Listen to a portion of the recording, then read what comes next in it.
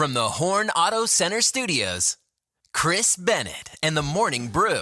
I am so excited to have on the phone a best friend. It's Stephen Harrington calling in to talk about the MLK Jr. Day of Service. Stephen, tell us a little bit about what's happening in the White Mountains on this Martin Luther King Jr. Day. Yeah, Chris, thanks for having me on today. Yeah, on Monday the 19th, we're going to have our second annual Service Expo over at the City Gym down there on 760 East McNeil here in town. From 9 to 11:30. It's an opportunity for the public at large to get to know local volunteer service organizations and to learn how to get involved. Some of the exhibitors we have this year are the Sholo Historical Society, Pet Allies, Vitalent, Accord Hospice, Family Connect, the Salvation Army, Meals on Wheels, and we probably have 6 or 7 more that are going to be with us there that day. Oh, man, that sounds like an amazing event. Is it free to attend? It's free to attend, open to the public. We encourage everybody to come out. And just as an added incentive, this year we're kind of highlighting with the Salvation Army, Chris, and their pantry's really low, and so we're asking the public if they have opportunity to stop in to please bring a box of cereal, some peanut butter, spaghetti sauce, tuna, mac and cheese, something like this, that the Salvation could use to help build up their pantry at this time of the year. Absolutely. Let's help the Salvation Army fill that food pantry. And remember, for more information for this event, for this MLK Jr. Day of Service from 9 to 11:30 at the Sholo City Campus Gym, where can people go for more information? For more information, you can go online at justserve.org. We have a number of postings there, and this day of service is highlighted. And if they need additional information, they can call me, myself, Stephen Harrington, at 928-228-1813. Again, that number is 928-228-1813. All right, Stephen, thank you so much for joining us today, and we're looking forward to this great event on Monday. All right, thanks, Chris. Y'all have a good day. You too. Bye-bye. Janine, you there? Yes, I am. How are you, Chris? Good. Friday morning. Yeah. Happy Friday. What do you got planned this weekend? Oh, this weekend, gosh, I think we might be burning my garden. Oh, my gosh. Why would you do that? Well, no, we burn it, and when all this dead stuff is all just up there, we burn it, and then I cover it with thick plastic to try to kill off the weeds. Yeah, it's a thing. Gosh. People know that have gardens know about it, yeah. You and I spend our weekends way differently. I have a torch, and I like it. Yeah. Oh, yeah. Really? Any chance you'd let me use it? Yeah, want me to tell you something else scary? Yeah. Really scary? Uh-huh. Okay,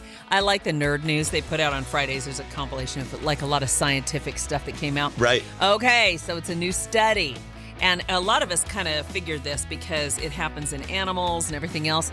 But it's kind of a good news, bad news for all you guys out there. Okay, this new study, and it's a big study too, found that there is one thing that reliably makes men live longer. One thing for you to live longer, okay? Okay. And it applies to males of like almost all species, okay? Guess what that one thing is?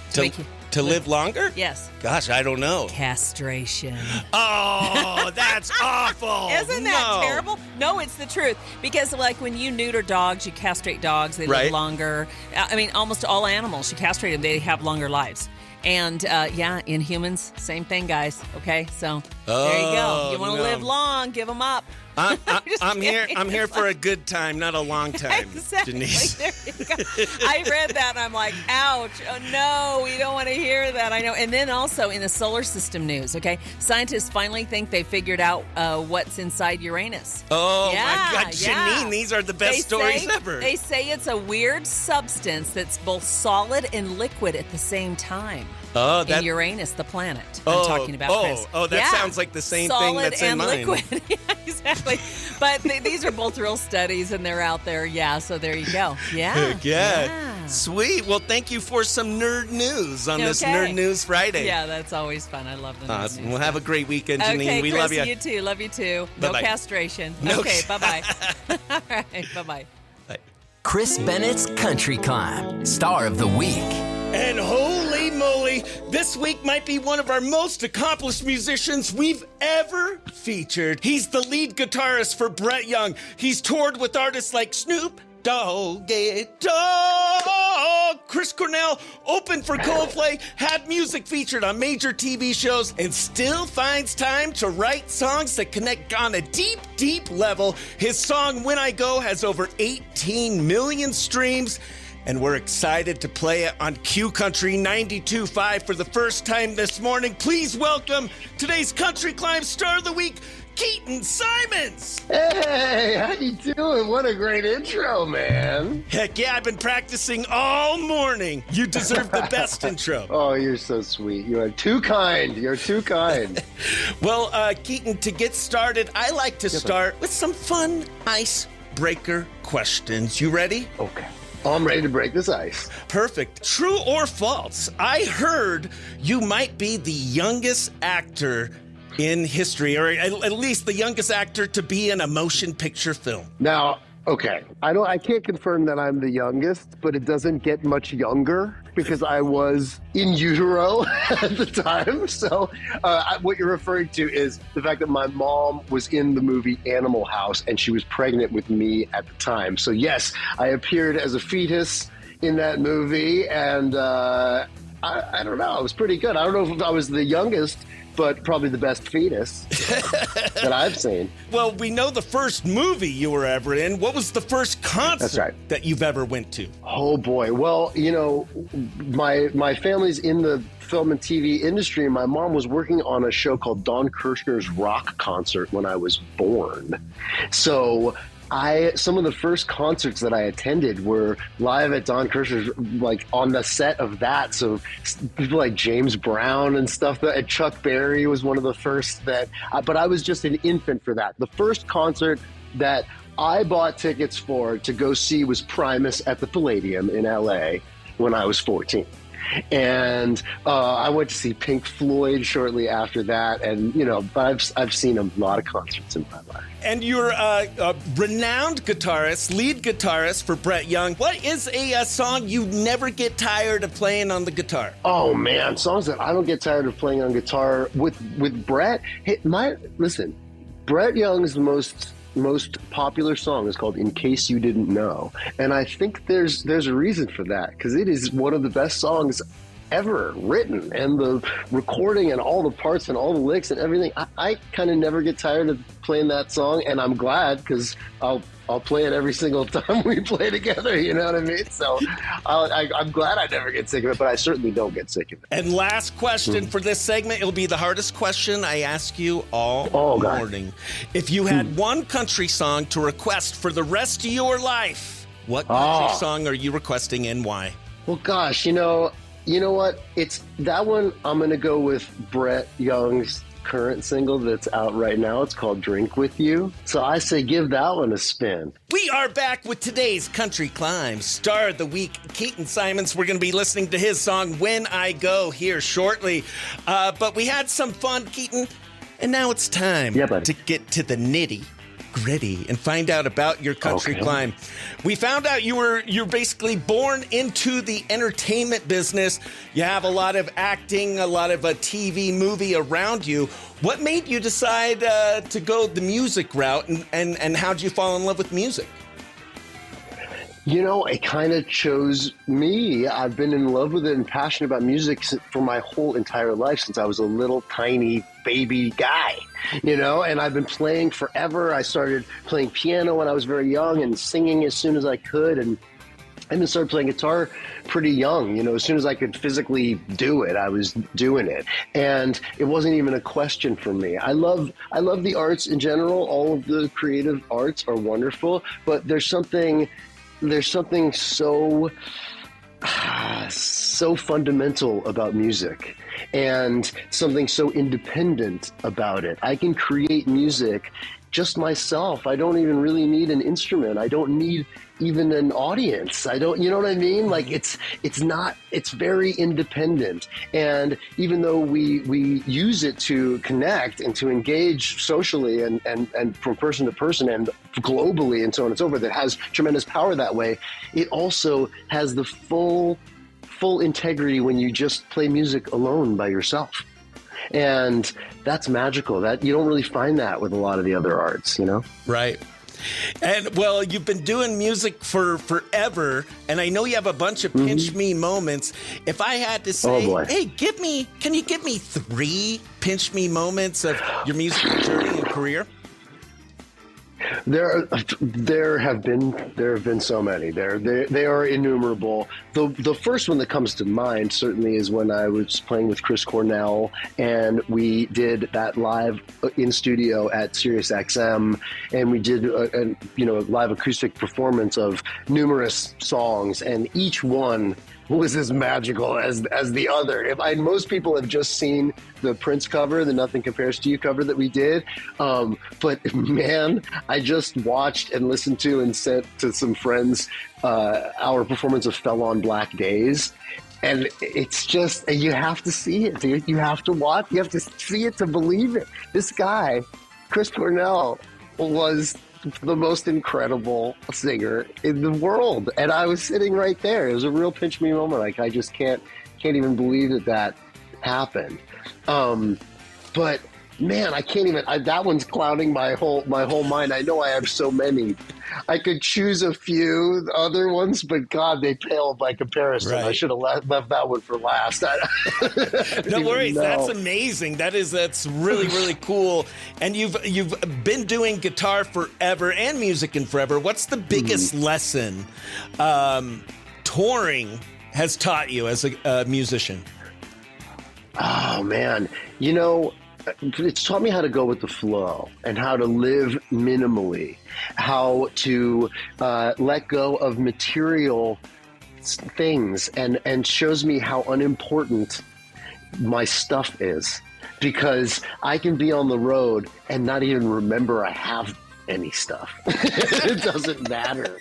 You know what I mean? It's I've got a bit of that object impermanence, they call it. When something is out of sight from me, it's hard for me to keep track. I'll be like, oh yeah, I have that already, or like, oh yeah, I forgot about that whole thing. And that can kind of happen with like all of my stuff, because I'm on the road so much. And I love the challenge of, I call it Tetris. That's my analogy for it all. The Tetris of life, the Tetris of figuring out exactly what I need and what fits perfectly where, and that's all I need, and it can go boom, and you put that last piece in, and it just completes the block. And the Tetris of life is what I love, and that's what I've learned so much from touring. And you've worked across all genres: rock, soul, country. Oh yeah. How has that shaped you as a songwriter? And is there one genre that speaks to you the most, or are you just kind of open to whatever? Well, I love them all. They all seem very much on the same continuum for me, the same spectrum, and I studied ethnomusicology in college, and that taught me really the extreme diversity of music and types of music throughout the world, and the amazing connection between humans and music. The definition of music, according to ethnomusicology, is humanly organized sound. So sound exists everywhere, and there's a great musicality to the sounds that we hear in nature and so on and so forth. But in order to qualify as music by definition, it needs to be organized by humans in a musical way. Humanly organized sound is the definition. So, we find music everywhere we find people in the world, no matter what, no matter how remote or populous, no matter how oppressed or free, music emerges everywhere. It's such an incredible thing. So the genres kind of fall away for me. I've probably played more hip hop than I have anything else, but the genre, if I were to say was most natural to me, is blues. And I think my next record, I keep kind of speaking this into existence, but I plan for my next record to be a blues record.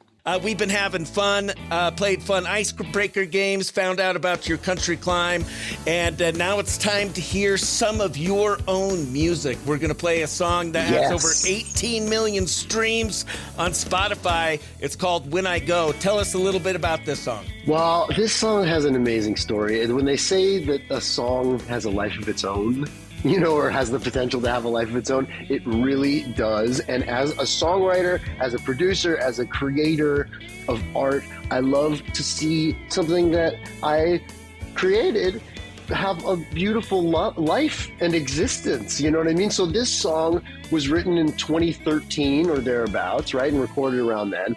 Around 2015, it got placed on a TV show called Suits, and it had such a spectacular placement. I've been fortunate enough to have hundreds of film and television placements in my career, and that one head and shoulders more impactful, and it shows in the life of this song, which on Spotify alone has, over 18 million streams, and then it's got a whole YouTube life and iTunes and Spotify, not Spotify, the what's it called, Shazam. The Shazam numbers on that song are crazy. Hundreds of thousands of Shazams on that song, and it's just been great. Now here we are, 2026, and it hasn't even slowed down one bit. It still gets well over 1 million spins a year. I think my Spotify Wrapped shocked me this year. It's, say what you will about all that, of course, all the critique is real and true. All the issues are real and need to be addressed. But as an individual who isn't even really focusing on myself as an artist right now, to know and feel so supported and to feel like that energy is just out there cooking away, I had over 1 million listeners this year on Spotify. That's insane. I'm extremely grateful, beyond grateful. I'm a little too self-conscious to do the hey, it's me, and I'm really grateful. But right. As long as we're talking about it, yeah. And that song, that's the whole thing, man. I got a ton of songs up there, but none of them do anything like that one. Heck yeah. Well, I'm so excited to play it for our Q Country audience for the first time on our airwaves on Q Country 92.5. Good old-fashioned radio, baby. We are playing Keaton Simons with his song, When I Go, on Q Country 92.5.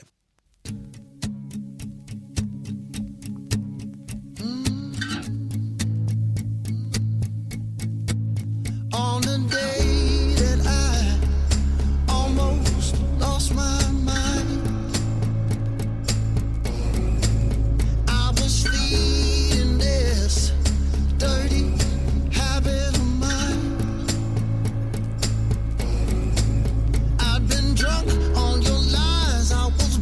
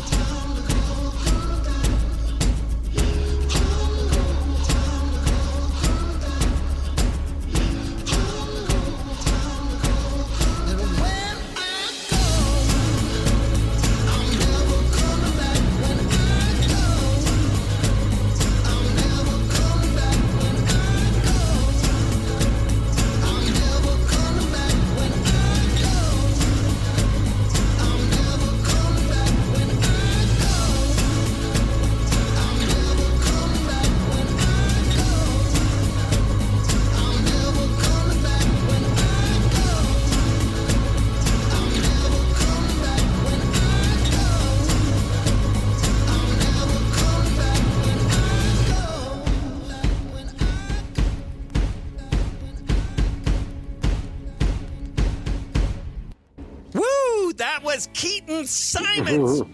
That was Keaton Simons with When I Go. Holy moly, man. That got me moving and grooving this morning. Thank you, bro. Thank you so much, man. Thank you. It's a cool one. I'm really happy. I just love it. I love that after all these years, that song is still killing it. So it appeared on the TV show Suits. Did you write it for a TV show on purpose, or did that just happen? No, I didn't write it for a TV show on purpose. That just happened. But my music has been used for that purpose for a long time, and I think it's kind of a natural marriage there, because it just enables me to be able to create outside of the restriction of any particular genre or even any kind of production style or anything. I can just create what inspires me, and if you know what I mean, like, it doesn't have to be pigeonholed. Exactly. Well, and you've done some acting. Does that help with your musical storytelling?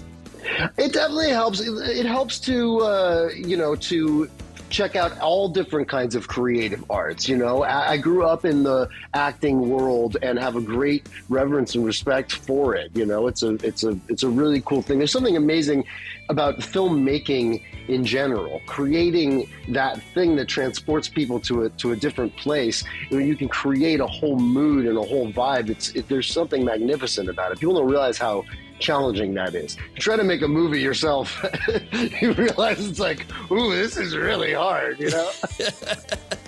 So I have great admiration for it. I get a lot of inspiration from movies, and I'll put on a cool, inspiring movie or something during a writing session without the sound on, or so, just for a minute to watch, just to be inspired by an idea or an emotion or a thing, just like I would look at a beautiful piece of art or listen to a piece of music for inspiration too, Yeah. Well, first, thank you so much for being a guest on our show. This has been so cool to be able to talk to you, a national touring musician with so many great songs out there. If the Q Country Nation wants to follow you and support you, what's the best way we could do that? Honestly, the best way right now is Instagram. That's like my main social media connecting point there, and that's just at Keaton Simons. But I got my Facebook back. It was hacked for years. But the hackers did a great job. They got the numbers way up. So now... Well, we have been talking to Keaton Simons. He is today's Country Climb Star of the Week. Big shout out to our friends, Sean Burke and Austin Burke at the Playlisted Podcast for sending you our way. And if you have new music, or if you're ever in Arizona, let us know. We'd love to continue to support you and follow you and everything you do.